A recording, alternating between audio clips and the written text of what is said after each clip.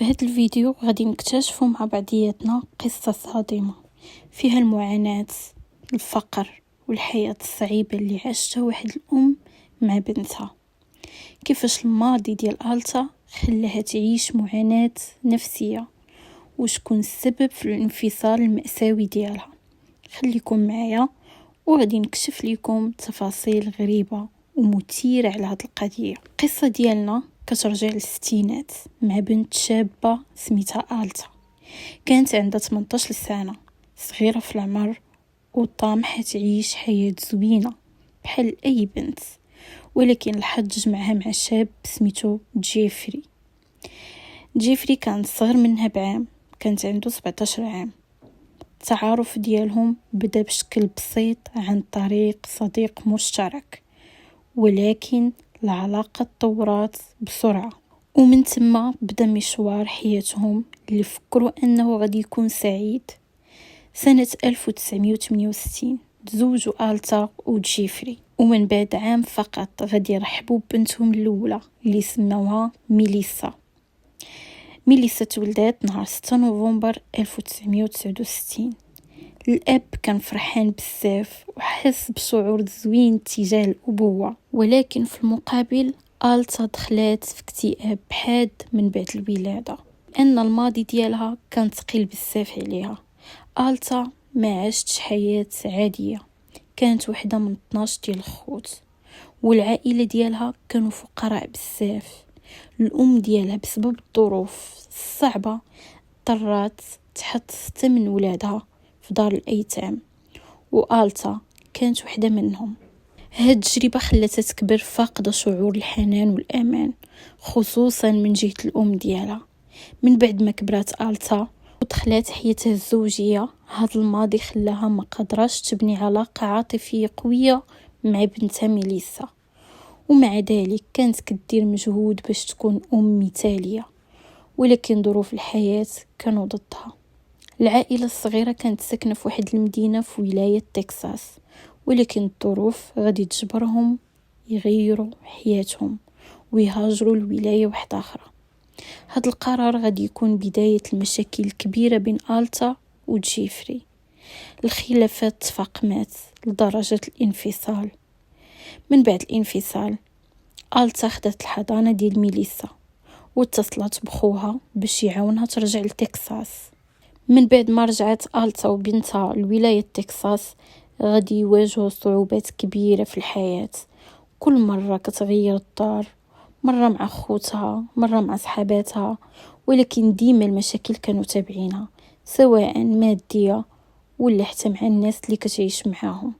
نهار قررت آلتا توقف على رجليها، غتسكن مع واحد صاحبتها اللي كانت كتعرفها من أيام الميتم، واللي كانت حتى هي منفصلة وعندها ولد. بدات كتخدم منظفة في الكنائس باش توفر لبنتها الحياة اللي تستاهلها، ولكن الخلصة اللي كانت كتشد ما كانتش كافياها. غتقلب وغتلقى خدمة واحدة أخرى في واحد المطعم، وبحكم أن ميليسا باقا صغيرة ومحتاجة اللي يبقى معاها، فنهار 18 غشت 1971 آلتا غادي تحط إعلان في واحد الجريدة محلية كتقلب فيه على مربية. فاش دازت شي أيام غيجيها اتصال من واحد سيدة غريبة شوية في الهضرة ديالها، ولكن آلتا ما كانتش عندها خيار، خصوصا وأنها كانت محتاجة مساعدة في الحين.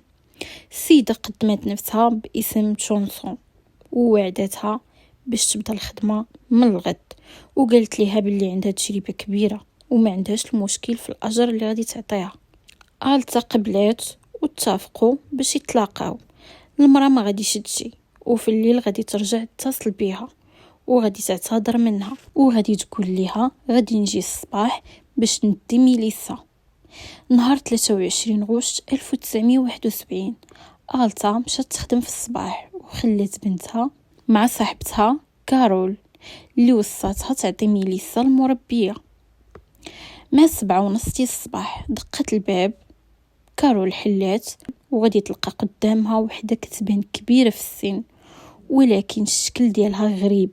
كانت لابسة حوايج قدام بزاف ودايره ليكات في يديها، وكتحاول تخبي الملامح ديالها بالنظاظر والبيريك. وهادشي خلى كارول تحس بشي حاجة ماشي عادية، ولكن حيت ألتا كانت وصاتها قبل باش تعطيها ميليسا، فعلا غادي تعطيها ليها وغادي تمشي بحالها. ولكن هاد القرار غادي يندموا عليه كاملين. كارول من بعد ما غادي تمشي السيدة غادي تبدا كتفكر وغادي تحس بشي شعور غريب. قررت باش تخرج وتتبعها وتاخد منها ميليسا، ولكن للأسف ملي خرجت السيدة كانت غبرات. مع 6 ديال العشية رجعت ألتا من الخدمة، ولكن المربية ما رجعتش. ولات ألتا في حالة يرثى لها، كتحاول تواصل معها ولكن ما عندها حتى شي وسيلة. فهاد اللحظة فهمت أن بنتها تخطفات. ألتا اتصلت بالبوليس، ولكن قالوا لها خصنا نتسناو 24 ساعة قبل ما نبداو التحقيق. فاش بداو التحقيقات البوليس شكوا في جيفري الطليق ديالها، ولكن سرعان ما بان أنه ما كانش في الولاية وقت الحادثة. ألتا بقات كتعيش في الندم ولوم النفس، وحتى جيفري بدا كيلوم راسو على داكشي اللي وقع عام من بعد عام. في واحد المحاولة لاسترجاع حياتهم، ألتا وجيفري رجعوا لبعضياتهم وقرروا باش يقلبوا على بنتهم، ولكن بدون جدوى. دازوا سنين طوال على ألتا وجيفري، ووسط هاد السنين غادي يولدوا 3 ديال البنات وولد. ولكن الحاجة الغريبة هي أن ولادهم ما كانوش عارفين باللي عندهم أخت مخطوفة. ألتا وجيفري قرروا يدفنوا هاد السر، يمكن حيت الألم كان كبير بزاف. ولكن من بعد مرور 29 عام على زواجهم، المشاكل بين الزوجين رجعت للواجهة وغادي ينفصلوا مرة أخرى. هاد المرة غادي يقرروا باش يواجهوا ولادهم بالحقيقة على أنهم عندهم أخت اختطفات وهي باقا صغيرة. الخبر كان صدمة على الولاد، ولكن قرروا باش يديروا المستحيل ويلقاوها. المحققين عطاوهم رسم تقديري للشكل ديال ميليسا وهي في العمر ديال الخمسينات، وبدأ البحث من جديد. مرات سنين طويلة حتى لسنة 2022 غادي يجيهم اتصال من عند واحد السيد قال لهم أنه شاف امرأة كتشبه للرسم التقريبي ديال ميليسا. العائلة كان عندها أمل كبير، ولكن للأسف ملي مشاو عندها اكتشفوا أنها ماشي ميليسا. في النهاية ديال 2022 الأب جيفري غادي يقرر يدير خطوة مختلفة تماما. غادي يحط عينة من DNA ديالو في واحد الموقع كيجمع العينات وكيستعملها باش يدير شجرات العائلة. النتيجة كانت مفاجئة. الموقع لقاه متطابق مع بزاف ديال الأشخاص، 4 منهم ولادو، ولكن 3 الآخرين كانوا غراب وباقين صغار في العمر. جيفري فاش تواصل مع الموقع باش يفهم قالوا ليه ماشي ضروري يكونوا ولادك، يمكن يكونوا الأحفاد ديالك.